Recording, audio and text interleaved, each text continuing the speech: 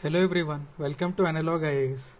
In this 3-minute video series, we'll be discussing about the regulatory bodies in India.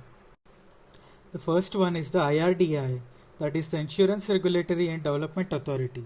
It is situated at Hyderabad and it is established under the IRDAI Act of 1999. It issues licenses to the insurers and also insurance intermediaries. It also has a financial and regulatory supervision on the insurance companies and also the insurance intermediaries. The main mandate of IRDAI is to protect the interests of the policy holders. It can also direct a company, that is insurance company, to maintain solvency margin and also prescribe standards for financial reporting. The second body is the SEBI, that is Securities and Exchange Board of India. It was established under the SEBI Act of 1992 to promote the development and regulate the securities market. Its main function is to regulate the businesses in stock exchanges and securities market.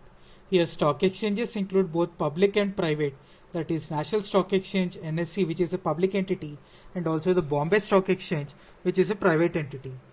It also helps in the regulating of working intermediaries associated with the securities market. The main mandate of SEBI also includes to protect the shareholders of the company. It also prescribes the standards for reporting of companies' financial statements which are listed in the stock exchanges, and also prescribe norms in the corporate governance to protect the minority shareholders. SEBI is also involved in registering and regulating the venture capital funds and also collective investment schemes like the mutual funds, alternate investment funds, etc. The third body is the Competition Commission of India. It is also a statutory body established under the Competition Commission of India Act of 2002. The main mandate of this CCI is to prevent activities that have adverse effect of the competition. That is, it regulates all the industries such that the mergers and acquisition and the dealings of the business does not result in a manner such that one company has a monopoly in the industry. It also promotes and sustains the competition in the market.